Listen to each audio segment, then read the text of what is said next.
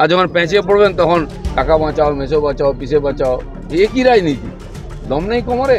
আর আপনার স্পোক্সম্যানরা উল্টা পাল্টা ডায়লগ দিচ্ছে, পাবলিকের সাওয়ার জম নেই। ওনার জেলা প্রেসিডেন্ট উত্তর চব্বিশ পরগনা বলে দিয়েছে লোকের কাছে ভোট চাইতে লজ্জা করছে। লক্ষণে 500 মহিলা জোগাড় করুন নিয়ে, মহিলাদের সঙ্গে যা করেছেন ওনারা। ইলেকশন ভোটিংয়ের টাইম এসে গেলে এখনও আপনার ময়দানে নামলেন না, রাজপথে ঘুরে বেড়াচ্ছেন, অফিসে অফিসে যাচ্ছেন। নির্বাচনটা কখন পার হবে টিএমসি এবারে বুঝতেই পারবে না। বাক পড়ে বাঁকা তো গাধা কহে কাক। দেখুন, যাদেরকে বেশি গালাগালি দিত, টিএমসি সমালোচনা করত, এমন পরিস্থিতি তাদের পায়ে গিয়ে পড়তে হচ্ছে। নির্বাচন কমিশন নাকি বিজেপির দালাল, তো সকাল বিকাল নির্বাচন কমিশন। রাজ্যপালের বাড়িটা নাকি বিজেপির অফিস, তো সকাল বিকাল রাজ্যপালের কাছে। কি এমন পরিস্থিতি হয়ে গেল? তো ওয়াক্ত পড়ে বাঁকা তো গাধা কহে কাক। সময় খারাপ হয়েছে আজকে টিএমসির। রাস্তায় নাই, মাঠে নাই রাজ্যপালের অফিস, আর না হলে নির্বাচন অফিস। নির্বাচনটা তো পাবলিক ভোট দেবে, পাবলিক ডোমেনে আসুন না, লড়ুন, লোক ঠিক করে দেবে কে ভুল কে ঠিক। বিশ্বাস নেই, জিতে গেল পাবলিক আমাদের জিতিয়েছে। আর যখন পেঁচিয়ে পড়বেন তখন কাকা বাঁচাও, মেসো বাঁচাও, পিসে বাঁচাও, একই রাজনীতি, দম নেই কোমরে। আর আপনার স্পোক্সম্যানরা উল্টা পাল্টা ডায়লগ দিচ্ছে, পাবলিকের সাওয়ার জম নেই। ওনার জেলা প্রেসিডেন্ট উত্তর চব্বিশ পরগনা বলে দিয়েছে লোকের কাছে ভোট চাইতে লজ্জা করছে। সেই লজ্জায় মুখ দেখাতে পারছেন না, এখন অফিসে যাচ্ছে। মূল যে অভিযোগটা এজেন্সির বিরুদ্ধে, পুরো প্রথম থেকে অভিযোগ করে আসছে রাজ্য এবং তাদের যারা আছে। আর কি অভিযোগ করবে?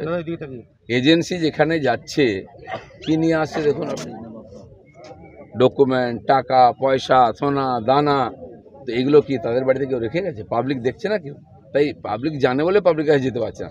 এজেন্সিকে গালাগালি দিয়ে কোনো লাভ নেই।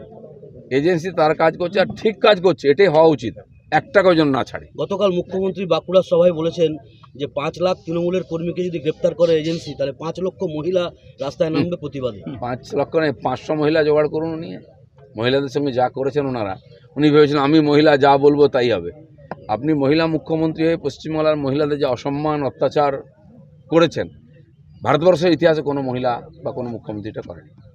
এনআইএর এসপির বিরুদ্ধে ব্যবস্থা নেওয়ার আর্জি জানিয়েছে কালকে রাজ্যপালের কাছে তৃণমূলের প্রতিনিধি। ওই তো এখানে ফুল দেবেন, ওখানে বেলপাতা দেবেন, এই করে নির্বাচন লড়া যায়? তার জন্য কোর্ট আছে, কাছারি আছে, ব্যবস্থা আছে, চিঠি লিখুন, হয়ে যাবে। এ সবই শোবাজি হচ্ছে, ওনারা জানেন কিছুই নাই, সব ফাঁকা, টাই ফিস। তাই এসব মাইলেজ নেওয়ার জন্য মিডিয়াতে এইসব বলে বেড়াচ্ছে। ঠাকুরবাড়ি এখন রাজনীতির কেন্দ্রবিন্দুতে। ঠাকুরবাড়ি কবে রাজনীতির কেন্দ্রবিন্দু ছিল না? আর এটা মমতা ব্যানার্জির দান। মতুয়া সমাজকে রাজনীতির মধ্যে টেনে নিয়ে আসা, ঝগড়ার মধ্যে টেনে নিয়ে আসা, ঠাকুরবাড়িকে রাজনীতির প্রাঙ্গণ বানিয়ে দেওয়া, এটা মমতা ব্যানার্জি করেছেন।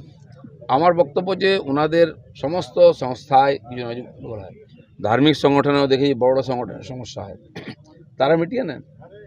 তাদের কমিটি আছে, তাদের ফলোয়ার্স আছেন, ভক্ত আছেন, কমিটি, তারা মেটাবেন। সবাই ওখানে হাত পা মারছেন কেন?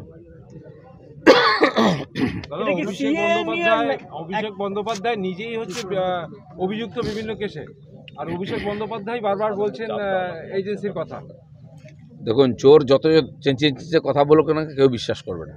যেন আগে নিজেদেরকে ঠিক প্রমাণ করুন, স্বচ্ছ প্রমাণ করুন, তারপর লোকের কাছে যান। রাজনীতি লড়াইয়ের ময়দানে না পেরে বিজেপি এজেন্সি ব্যবহার করছে, এটা তো বারবারই বলছে।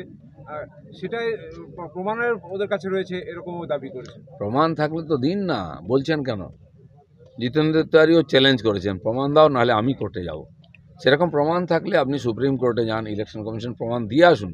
ছবি তুলতে যাচ্ছেন, দিয়ে ওখানে গন্ডগোল করে অ্যারেস্ট হচ্ছেন, দিয়ে খবর করছেন, এ চলতে পারো না বেশি দিন। ইলেকশন ভোটিংয়ের টাইম এসে গেলে এখনও আপনার ময়দানে নামলেন না, রাজপথে ঘুরে বেড়াচ্ছেন, অফিসে অফিসে যাচ্ছেন। নির্বাচনটা কখন পার হবে টিএমসি এবারে বুঝতেই পারবে না।